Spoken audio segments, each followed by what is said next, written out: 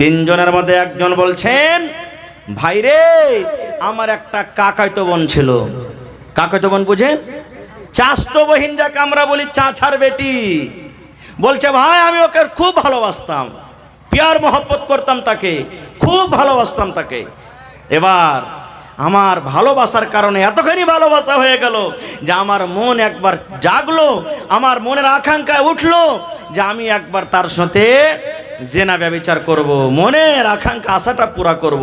এতখানি পর্যন্ত পৌঁছে গেলাম, কিন্তু আমার কাকাইতো বোন রাজি হয় না, আমার কথা শোনে না।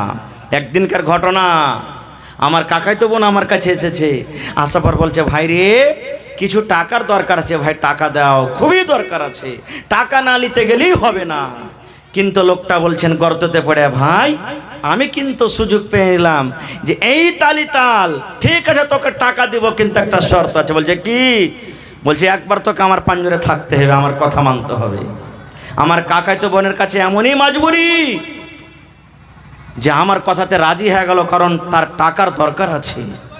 রাজি হয়ে গেল, কথাবার্তা ফিট হয়ে গেল, অমুক দিন অমুক টাইম অমুক জায়গাতে আমাদের দুইজনের মিলন হবে।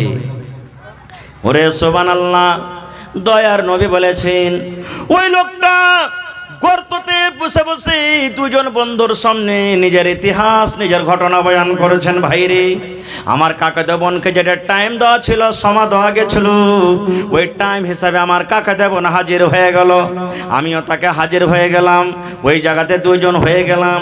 এবার কথাবার্তা মতো আমরা দুইজন নিজের কাজে আমরা এগিয়ে গেলাম, কত কাছে হয়ে গেলাম। সুবহানাল্লাহ, আমার উলামায়ে কেরাম বসে আছেন, জিজ্ঞাসা করবেন।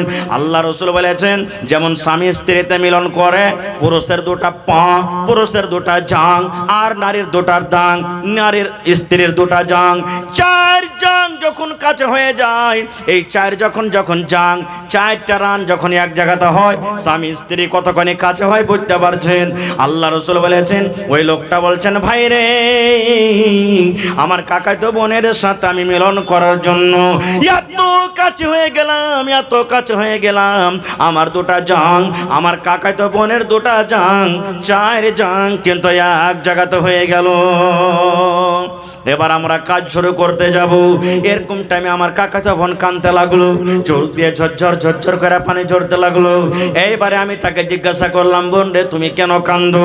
তোমার সাথে আমি জবরদস্তি করিনি, রাজি খুশিতে তুমি আমার কাছে এসেছো, কি ব্যাপার তুমি কাঁদো কেন? কান্দার কারণটা কি? এবার লোকটা গর্ততে পড়ে পড়ে বলছেন, আল্লাহ আমার ভাইরা শোনো, ওই আমার কাকাতো বোন আমাকে বলতে লেগেছে, ভাই রে যে কাজটা তুমি করছো এটা ঠিক কাজ নাই রে ভাই। এই ভাই যেই টিপে তুমি খোলো, যেই বোতলের মুখ তুমি খোলো, এটা শুধু অধিকার আছে আমার যে স্বামী হবে, যে আমাকে মোহর দিয়ে বিয়ে করবে, আমি যার স্ত্রী হব, যে আমার স্বামী হবে, ওরে শুধু এটা হক, ওই ছাড়া দুনিয়ার এটা কোনো মানুষের জন্য জায়েজ নয়। ভাই রে তুমি যে আজকে আমার সাথে এই কাজটা করছো, দুনিয়ার কোনো মানুষ না জানতে গেল, দুনিয়ার কোনো মানুষ দেখতে না গেল, আল্লাহ জানছেন, আল্লাহ দেখছেন। এই জন্য ভাই আমি তোমাকে বলি, আমার এই ঠেপে তুমি খুলিও না, আমার শুধু তুমি ব্যভিচার করিও না ভাই, তুমি আল্লাহকে দেখে ভয় করো। নারে তাকবীর। কাকে দেখে ভয় করতে বললেন? জোরে বলেন, আল্লাহকে দেখে ভয় করো। এবার লোকটা বলছেন, ভাই রে যেমন আমাকে বললেন আল্লাহকে দেখে ভয় করো, ডর করো, এত কাছে থাকা সত্ত্বেও আমি তার সাথে আর জেনা ব্যভিচার করলাম না, আর জেনা ব্যভিচার করলাম আমি ছেড়ে দিলাম, যা বোন তোকে আজাদ করে দুনু, আর যে টাকা তোকে দিয়েছিলাম সে টাকাও ছেড়ে দুনু, তোকে ফেরত নিব না। এবার ঘটনাটা বলার পর আল্লাহকে বলছেন, আল্লাহ জি এই গর্ততে পড়ে আছি আল্লাহ, এই খালটাতে পড়ে আছি আল্লাহ, এই রব্বুল আমিন এই কাজটা যদি তোমার ভয়ের কারণে করে থাকি আল্লাহ, হে আল্লাহ যদি এই কাজটা আমি তোমাকে ডরের কারণে, তোমার জাহান্নামের ভয়ের কারণে করে থাকি, আল্লাহ আজকে যে মুসিবতে আমরা পড়ে আছি, দয়া করে তুমি এই মুসিবত থেকে আমাদেরকে বাঁচিয়ে নাও।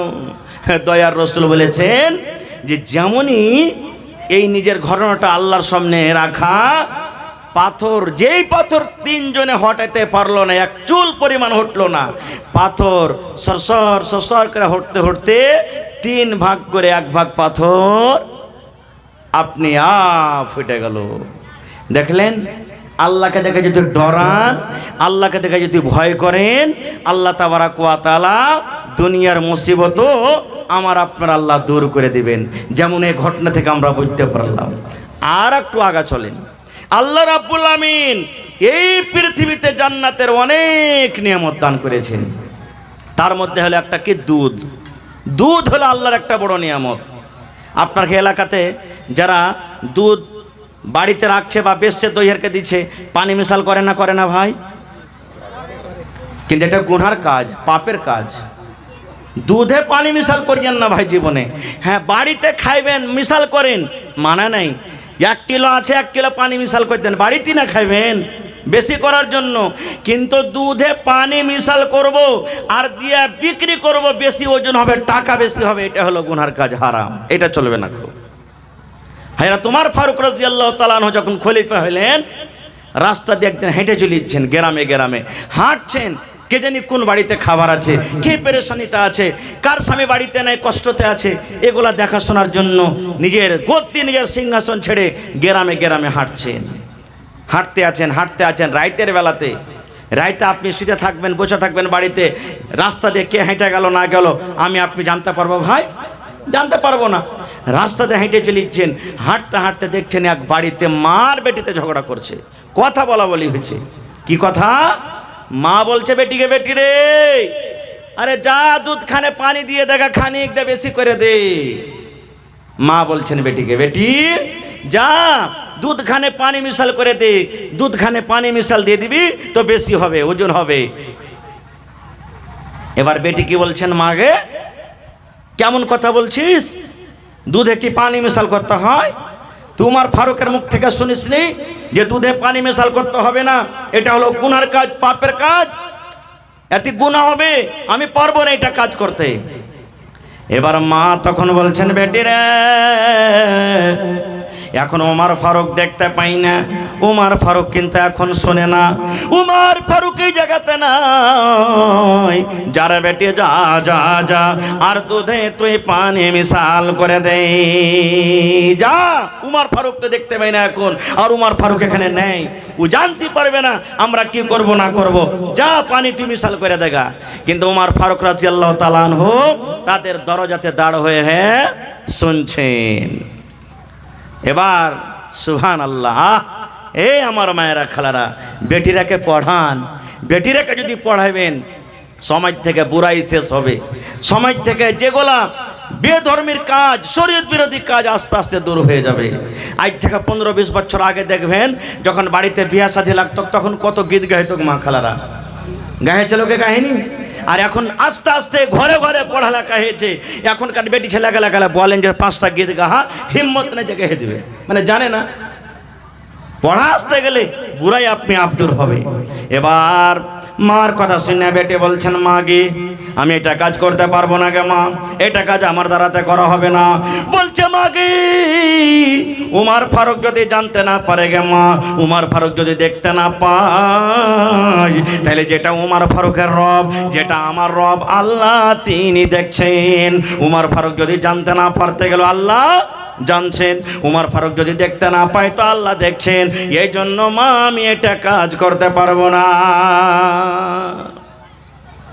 কথাবার্তা শোনা পর চলে গেলেন বাড়ি। ভোর হলো, একটা লোককে বললেন, হাই ও ওই উমুক বাড়ির একটা মেয়ে আছে, ওকে ডেকে নিয়ে এসো, আমার দরবারে যাও।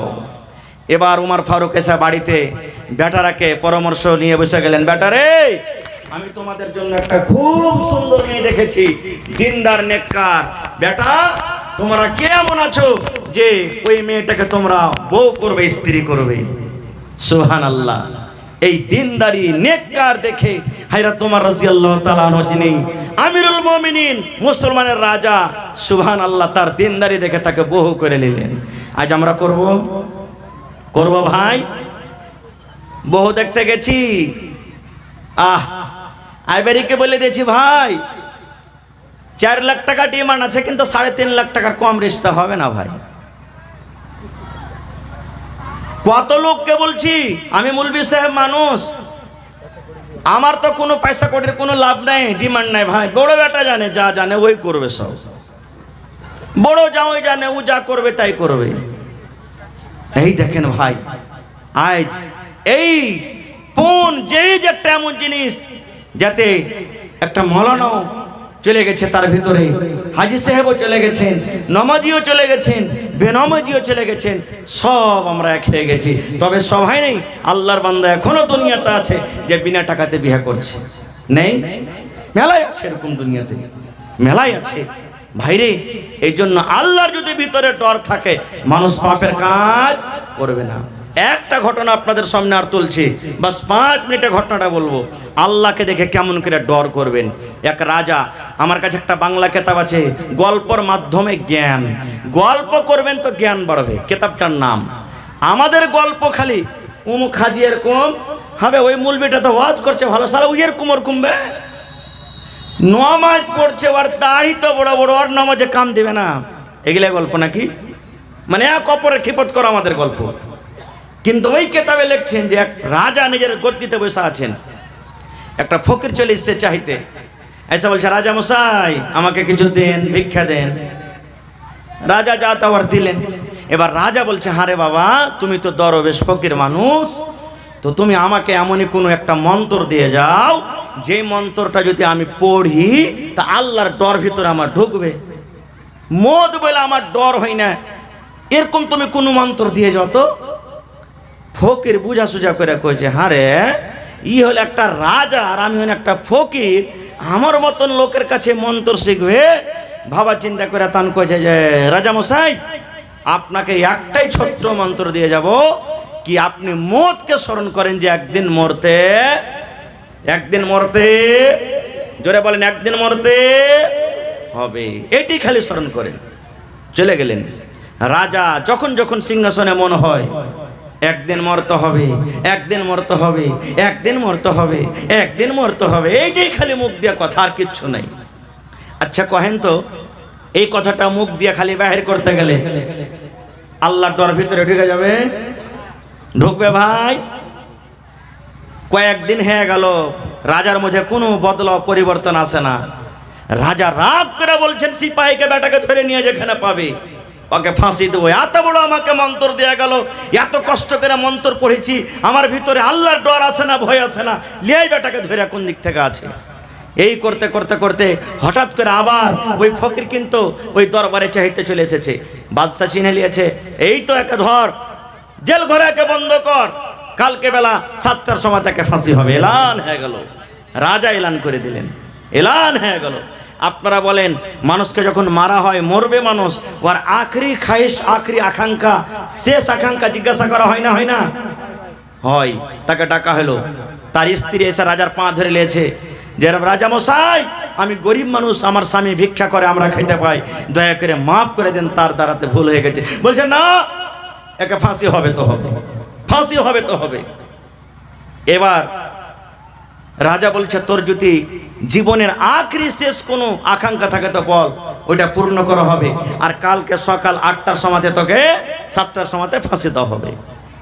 এবার দেখেন দরবেশের আকাঙ্ক্ষা।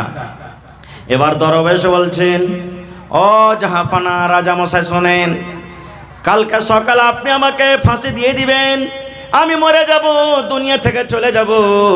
কিন্তু রাজা মশাই আজকে বেলা 12টা বাজছে, এই 12টা থেকে নিয়ে কালকে সকাল 7টা পর্যন্ত আপনার এই গদিতে আমি বসবো, আমি রাজা হব, আর আমার মতন আপনাকে ফকির হইতে হবে। এটা আমার আখরি খাইশ, যে আমি 12টা দিন থেকে নিয়ে সকাল 7টা পর্যন্ত আমি আপনার এই সিংহাসনে বসবো, এই তাজ আমি পরবো, আর আমার মতন আপনাকে সাধারণ ফকির হয়ে থাকতে হবে। বলছে, না এটা করা হবে না। বলছেন, আপনি ওয়াদা করেছেন যে তোর আখরি খাইশ পুরা করা হবে, আপনাকে এটা পুরা করতে হবে। কি করবে? লে বেটা ফকির যা। রাজার তো আরো পাড়া গরম হয়ে গেল, হ্যাঁ, যে তুই রাজা হবি, আমাকে ফকির করবি, ঠিক আছে 7টা পর্যন্তই না, ঠিক আছে বেটা, লে তুই গদিতে বস। যেমনই গদিতে বসলেন, রাজা হলো কি ফকির, আর একটা ফকির হলো কি রাজা। যেমনই সিংহাসনে বসলেন, পট করে একটা উজিরকে বলছেন, এই দুনিয়াতে ঢোল পিটে দাও, যাও দুনিয়াতে কোনো গ্রামে এমনই একটা 18-20 বছরকার একটা যুবতী সুন্দর মেয়ে ছেলে যার রূপের কোনো কমি নেই, ওকে ধরে নিয়ে এসো, ধরে নিয়ে এসো, ওকে যাও। চলে গেল একটা সুন্দর মেয়ে ছেলে। আপনারা জালসা করেছেন, জিলাপিওয়ালা এসেছে, পাঁপড়ওয়ালা এসেছে, আইসক্রিমওয়ালা এসেছে, জানা আসেনি?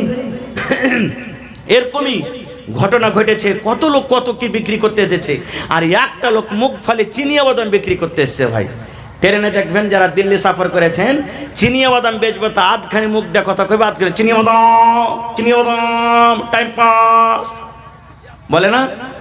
হ্যাঁ, ও এরকম করতে করতে মজলিস হাজির হয়ে গেছে। এবার ওই নতুন রাজা যে ফকির বলছে একটা উজির, এই বেটাকে ধরো, একে জেলে বন্ধ করো, কালকে 6টার সময় তাকে ফাঁসি হবে, আমার এটা আদেশ, আমাকে 7টাতে হবে, একে কয়টাতে হবে? 6টাতে হবে, যাও ধরো, ওকে জেলে বন্ধ করো। ওই কটকটিওয়ালা মুখ ফালিওয়ালার স্ত্রী এসে পা হাতলে পড়ে গেছে, জাহাপানা মাফ করে দেন, আমি গরিব মানুষ, মাফ করে দেন। বলছে না, একে 6টার সময় ফাঁসি দেওয়া হবে। জেলে বন্ধ হয়ে গেল, সন্ধ্যা হয়ে গেল, সুন্দরী মেয়ে ছেলেকে বাদশার সামনে হাজির করে দেওয়া হলো। এবার নতুন রাজা ওই মেয়ে ছেলেটাকে বলছেন, ও আল্লাহর বান্দি, তোমাকে একটা কাজ করতে হবে। বলছে এখন কয়টা বাজলো? বলছে এখন সকাল, এখন সন্ধ্যা 6টা হয়ে গেল। বলছে আল্লাহর বান্দিরি, এই জেল ঘরের ভিতরে একটা চিনিয়া বাদামওয়ালাকে বন্ধ করা আছে, একটা কটকটিওয়ালাকে বন্ধ করা আছে রে আল্লাহর বান্দি, একটা চিনিয়া বাদামওয়ালাকে ঘরের ভিতরে বন্ধ করে দেওয়া হয়েছে। সকাল 6টার সময় তাকে ফাঁসি দিয়ে দেওয়া হবে, সকাল 6টার সময় তাকে ফাঁসি দিয়ে দেওয়া হবে। আয় আল্লাহর বান্দি, এখন সন্ধ্যা 6টা থেকে নিয়ে সকাল 6টা পর্যন্ত একবার তার সাথে তোমাকে জেনে ব্যভিচার করতে হবে, তাকে তোমার রূপে, তোমার ময়ের জালে তাকে ফাঁসাইতে হবে। যাও ওই ঘরের ভিতরে তুমি চলে যাও, যত টাকার দরকার তোমাকে টাকা দেওয়া হবে, কিন্তু তোমার রূপে একবার তাকে নিয়ে আসতে হবে, তোমার জালে তাকে একবার ফাঁসাইতে হবে। ভাই, সুন্দরী মেয়ে ছেলের জাল থেকে বাঁচাটা সহজ যে ভাই, বাঁচাটা সহজ। সুবহানাল্লাহ, ইমাম ডগমগি যাবে ভাই, হবে না? ইমাম ডগমগি যাবে, সুবহানাল্লাহ। এবারে পাঠিয়ে দিলেন ঘরে কটকটিওয়ালা, কেহ নাই, অন্য মানুষ। আর এই মেয়ে ছেলেটাকে সুন্দর ভালো কাপড় পিন্দে ঘরের ভিতরে ঢুকিয়ে দিলে। আর রাজা বলে দিলেন, এই আল্লাহর বান্দি, যত টাকার তোমার দরকার সকালে তোমাকে মুহমাঙ্গা টাকা দিয়ে দিব, কিন্তু একটা কাজ তোমাকে করতে হবে, কি? যে এই সন্ধ্যা 6টা থেকে নিয়ে সকাল 6টা পর্যন্ত একবার তোমাকে নিজের জালে তাকে নিয়ে আসতে হবে। মেয়ে ছেলেটা হাসতারা বলছে, আল্লাহ যত আমাকে রূপ দিয়েছে, 1 সেকেন্ডের কাজ এটা, আমার 1 মিনিটের কাজ। যে ঠিক আছে যাও। তারা দুজন চলে গেল। এবার নতুন রাজা পুরাতন রাজাকে বলছে, রাজা মশাই, আজ আপনাকে বিছানা শুতে দেবো না, চলেন আমার সাথে। বলছে কোথায়? বলছে আমরা ওই ঘরের ভিতরে একটা জ্বালানা আছে, একটা সুন্দর একটা ছেত্র আছে ছোট্ট করে, ওই ছেত্র দিয়ে আমরা দেখবো যে তারা দুইজন ঘরের ভিতরে কি করছে। হ্যাঁ, পুরাতন রাজা বলছেন, আল্লাহ তোর চক্করে পড়ে কি ভেজাল লাগলো, ঠিক আছে চল। চলে গেল। ওরা কিন্তু দুজন জানে না ঘরের ভিতর থেকে যে দুইজন রাজা আমাদেরকে দেখছেন। এবার ওই মহিলা, ওই বেটি ছেলেটা, এবার ওই ছেলেটাকে বলছে, রে চিনিয়া বাদামওয়ালা, এই কটকটিওয়ালা, আমি একটা সুন্দর মহিলা, সুন্দর বেটি ছেলে, আয় তুই আমার কাছে একবার আয়, আমার কাছে তুই আয়, আমার সাথটা তুই নিয়ে নে, আমার কাছে থেকে তোর মনের আকাঙ্ক্ষাটাকে একটা পূর্ণ করে নে। এবার চিনিয়া বাদামওয়ালা বলছেন, না না না না না না, আমি এটা কাজ করতে পারবো না, আমি তোমার সাথে যাব না, আমি তোমার কথা শুনবো না। এই করে করে রাত 2টা হয়ে গেল, 3টা হয়ে গেল, ফজরের আজান হয়ে গেল, আসসালাতু খায়রুম মিনান নাওম, ফজরের আজান হইতে লেগেছে। এবার ওই মেয়ে ছেলে বলছে, চিনিয়া বাদামওয়ালা রে, সকাল 6টাতে তোকে ফাঁসি হয়ে যাবি, জীবনের স্বাদটা তুই একবার নিয়ে আলে রে, আমি একটা কে জিনিস, আমি একটা কেমন মাল, আয় তুই আমার কাছে আয়, একবার সামান্য জেনা করে নে, আর তুই জীবনে কোনোদিন স্ত্রীর মুখ দেখতে পাবি না, স্ত্রীর কাছে থাকতে পাবি না, আয় আয় আয়, শেষ দেখা আমার কাছে তুই করে নে। এরকম ভাবে কান্নাকাটা করে, কিন্তু ওই লোকটা চিনিয়া বাদামওয়ালার চোখ চোখ দিয়ে ঝরঝর ঝরঝর করে পানি ঝাড়ার বলে, আল্লাহর বান্দে রে, তুমি আমার কাছ থেকে দূরে থাকো, দূরে থাকো, কারণ তোমার সাথে আমি এই পাপ করতে পারবো না। আর নতুন রাজা, পুরাতন রাজা গোটা রাত কেটে গেল, তারা ওই সুরাক দিয়ে ছিদ্র দিয়ে তারা কিন্তু দেখি। এই করতে করতে যখন সকাল 6টা হইতে লাগলো, ওই টাইমখানে তখন মেয়ে ছেলেটা বলছে, আল্লাহর বান্দা, গোটা রাত কেটে গেল, তুমি আমার সাথে একবারও কিনে এলে না, আমি কেমন জিনিস তুমি আমাকে দেখলে না। এবার চিনিয়াওয়াতে বলা বলছি, এরে আল্লাহর বান্দি, জীবনে কত গুনাহ করেছি, পাপ করেছি, আমার সামনে মত হাজির হয়ে গেছে, আমার সামনে মত খাড়া হয়ে আছে, আমাকে সকাল 6টার সময়তে ফাঁসি হয়ে যাবে। আজকে রাতের বেলাতে তোমার সাথে যদি আমি জেনা ব্যভিচার করি, আমি গুনার হালাতে যদি আল্লাহর দরবারে চলে যাই, আল্লাহ আমাকে জিজ্ঞাসা করবে, বান্দারি, জীবনে তুমি কোনোদিন নেকির আমল করনি, নেক কাজ করনি, গুনাতে তুমি ডুবে থেকেছো, আর মরার টাইমে মত তোমার সামনে আছে, তবে একটা গুনাহ থেকে তুমি বাঁচতে পারলে না। না না, আমি এটা কাজ করব না, আমি জীবনে কত গুনাহ করেছি, কি করেছি আল্লাহ জানে, আমি আল্লাহর কাছে মাপ চাই, আর আমি মতকে সামনে দেখে আল্লাহর ডরে, আল্লাহর ভয়ে তোমার সাথে আমি জেনা ব্যভিচার করতে পারবো না। রাত কেটে গেল, 6টা হয়ে গেল। এবার নতুন রাজা বলছেন পুরাতন রাজাকে, রাজা মশাই, সিপাহী একটা পাঠিয়ে দেন আর বলেন যে তারাকে আজাদ করে দেওয়া হবে, আর ফাঁসি দেওয়া হবে না। এবার ঠিক 7টা যখন বাঁচলো, ওই ফকির নিজের তাজ, নিজের সিংহাসন পুরাতন রাজার মাথাতে দিয়ে ওকে হাত খান ধরে গদিতে বসে বলছেন, মহারাজ, আমার টাইম 7টা হয়ে গেছে, আপনি এখন আমাকে ফাঁসি দিয়ে দেন, আপনাকে হার রুখবো না। যেমন কথাটা বলা, পুরাতন রাজার চোখ দিয়ে ঝরঝর ঝরঝর করে পানি ঝরতে লাগলো। এবার পুরাতন রাজা বলছেন, এরা দরবেশ, তুই এরকম করে আমাকে বুঝাবি, আমি জীবনে কোনোদিন ভাবতে পারিনি রে, ভাবতে পারিনি। তুই যে আমাকে মত বলে ডরাইতে হবে, মতকে স্মরণ করতে হবে, একদিন মরতে হবে, এই মন্ত্র দিয়ে গেলি, কিন্তু কেমন করে মত দেখে ডরাইতে হবে, কেমন করে মতকে স্মরণ করতে হবে, আল্লাহকে কেমন করে ডরাইতে হবে, আমি এই চিনিয়া ও দামলার কাছে আঁকড়াইতে আমি শিখে নিলাম। ভাই আমার, অনেক ঘটনা আছে এরকম। শেষ কথা, শেষ পাইগাম, যে আল্লাহ তাবারাক ওয়া তাআলাকে দেখে ডরাইতে হবে, ভয় করতে হবে, আল্লাহ ছাড়া অন্য কাউকে দেখে ডরাইতে হবে না, ভয় করতে হবে না। আল্লাহকে ডরাবেন, আল্লাহকে দেখে ভয় করবেন, জাহান্নামের ভয় হবে, তাহলে দুনিয়ার পাপ থেকে আমি আপনি দূরে থাকতে পারবো। আর আল্লাহর ডর যদি আমার আপনার ভিতরে না যায়, দুনিয়ার কোনো পাপ থেকে আমরা বাঁচতে পারবো না। খুব ভাই, অনেক আপনারা দান করেছেন, আলহামদুলিল্লাহ। মসজিদটা কার ঘর? আর আমরা কার বান্দা? আল্লাহর বান্দা। মসজিদও আল্লাহর ঘর, সুবহানাল্লাহ। দুনিয়াতে যত বড় বড় বিল্ডিং বানান, মানা নাই, কিন্তু এই বিল্ডিং এর এলান নবী করেননি। 1400 বছর আগে নবী এলান করে দিয়েছেন, মান বানা লিল্লাহি মসজিদান বানাল্লাহু লাহু বাইতান ফিল জান্নাহ।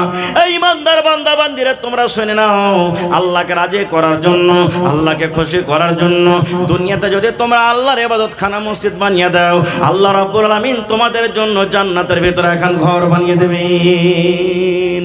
দুনিয়াতে মসজিদ বানাবেন, আল্লাহ আখিরাতে আপনার জন্য জান্নাতে ঘর বানিয়ে দিবেন। ভাই মুসলমান, দেখি জান্নাতে ঘর নেওয়ার কার আশা আছে? যদি মানুষ ইচ্ছা করেন, আমি একাই টাইলসে যা টাকা লাগবে আমি দিয়ে দেবো, দিতে পারেন। আল্লাহ মানুষকে ক্ষমতা দিয়েছে। মৌলানা, আমরা 4 ভাই মিলে 1 লাখ টাকা টাইলসে লাগবে, আমরা দিয়ে দেবো। দেখি কোন একটা আল্লাহর বান্দা খাড়িয়া জানতে এরকম কোন মার্দে মুজাহিদ, মৌলানা 1 কাঠা জমিন বিক্রি করে যা টাকা হবে আমি দিয়ে দেবো মসজিদে, মাঠের হোক, বছর জমিন হোক, চষদ হোক, যে কোনো জমিন হোক, মৌলানা 1 কাঠা জমিন বিক্রি করে যা টাকা হবে আমি মসজিদে দিয়ে দেবো। দেখি এরকম কোন আল্লাহর বান্দা বান্দি আছেন? দেখি কোন আল্লাহর বান্দা বান্দি আছেন 1 গাড়ি বালু কিংবা সিমেন্ট কিংবা 1 কুইন্টাল রড কিংবা 1000 ইট দান করতে পারবেন? একটা লোক কম করে বিসমিল্লাহ করেন। দেখি কোন আল্লাহর বান্দা আছেন এই মজলিসের মধ্যে, ছোট বড়, মা, খালা, দাদি, নানি, মায়েরাকে বলবো, গলার হার, নাকের নাকমণি, হাতের আংটি, পার পায়াল, দেখি কোন আল্লাহর বান্দি আছেন, আমাকে দিবেন। এই রাতের বেলাতে আল্লাহর দরবারে দোয়া করব, কে জানি আল্লাহ কখন কার দোয়া কবুল করবেন। বলেন, আছে নাকি এখানে?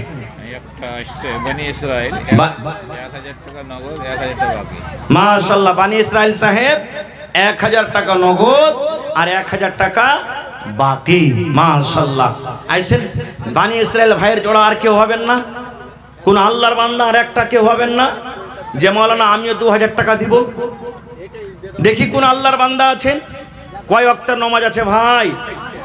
কয় ওয়াক্তের নামাজ ফরজ? 5 ওয়াক্ত নামাজ। দেখি 5টা লোক 5000 করে, 2000 করে, 1000 করে। দেখি কোন আল্লাহর বান্দা আছেন দান করবেন? একটু আসেন তো ভাই। মাশাআল্লাহ, জাযাকাল্লাহ। রব্বানা যালামনা আনফুসানা ওয়া ইল্লাম তাগফির লানা ওয়া তারহামনা লানাকুনান্না মিনাল খাসিরিন। হে আল্লাহ, বানি ইসরাইল সাহেব 2000 টাকা আল্লাহ তোমার ব্যাংকে জমা করে দিলেন। 2 লক্ষ টাকা মনে করে তুমি কবুল করে নাও। মনের আশাকে আল্লাহ পুরা করো। রোজ রোজ করে আল্লাহ বরকত দাও, কামাই কামাইতে আল্লাহ বরকত দাও। হে রব্বুল আমিন, মা বাপ, দাদা দাদি, নানা নানি, শ্বশুর শাশুড়ি যারা বেঁচে আছে ভালো রাখো, আর যারা কবরে চলে গেছে আল্লাহ তারকে কবরে তুমি জান্নাতের বিছানা দিয়ে দাও। রব্বানা তাকাব্বাল মিন্না ইন্নাকা আনতাস সামিউল আলিম। আমিন। আচ্ছা আচ্ছা, কিছু লোক বাকি আছেন ভাই। ওই বাকি যারা আছেন নাম ডাকছি, একটু মেহেরবানি করে 2-4 মিনিট আমার কাছে একটু আসেন ভাই, আর যা পারবেন আপনি দিয়ে যান। বিসমিল্লাহ। মোহাম্মদ তাজু কি নাম?